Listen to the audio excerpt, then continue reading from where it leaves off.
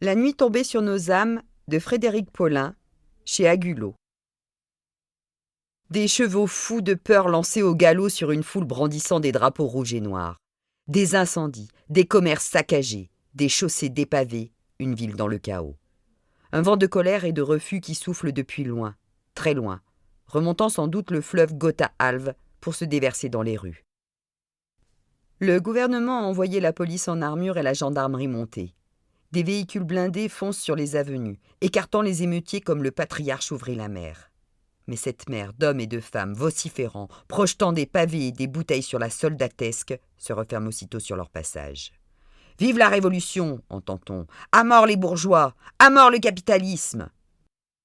Une jeune femme masquée d'un foulard noir échappe de peu au poitrail démesuré d'un hongre carapassonné.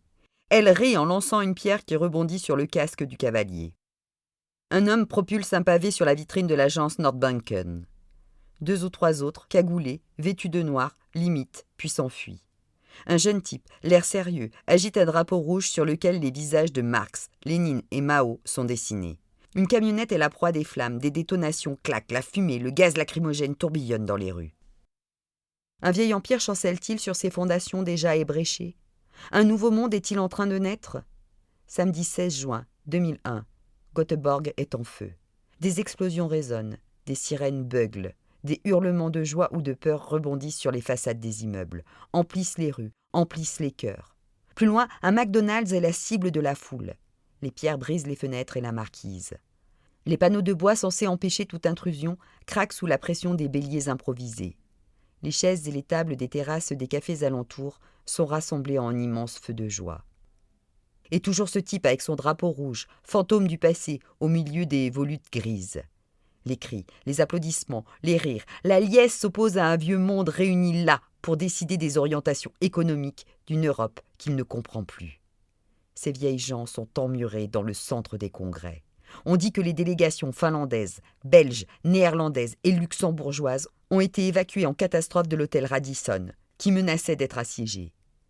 Hier soir, le dîner officiel entre les chefs d'État et de gouvernement a été annulé. Le sommet prend l'eau.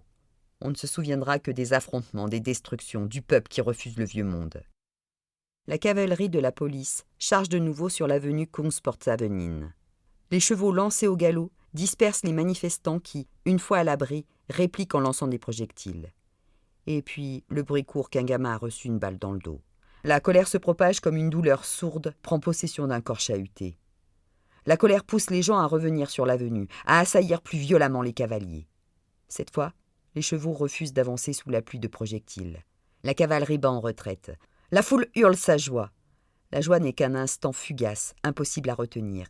Les unités anti-émeutes percutent les rangs des manifestants. Les fantassins, eux, ne reculeront pas. Quelques jeunes cagoulés se retrouvent encerclés, livrés à eux-mêmes, loin de la multitude qui les protégeait. Ils paniquent. Certains lèvent les mains au ciel. La jeune femme masquée d'un foulard noir reçoit un coup de matraque dans les reins. « Fils de pute !» hurle-t-elle en chutant sur ses genoux. Un homme est poussé à terre, 3 policiers le rouent de coups de pied. Ils frappent sans retenir leur fureur. La jeune femme pleure de douleur et de désespoir. Elle sait que l'étape suivante, c'est la prison. Avec un peu de chance, elle évitera le tabassage. À une centaine de mètres de là, un cri s'élève alors de la foule. Un cocktail Molotov explose non loin de la jeune femme. Les jambes d'un flic s'embrasent. Une vingtaine de silhouettes noires brisent le cercle des forces de l'ordre. Un grand échalas, kéfié sur le visage, parvient à saisir la jeune Française recroquevillée au sol. La tirant par son sac à dos, il l'entraîne en dehors du champ de bataille. Des dizaines de flics surgissent d'une rue adjacente. Une clameur gutturale monte de leur gorge. Cette fois, les émeutiers doivent s'enfuir. Cette fois, 4 types ne parviennent pas à s'échapper. Cette fois, le vieux monde a gagné. « On se retrouvera à Gênes, fils de pute !» lance la jeune femme en disparaissant dans la foule.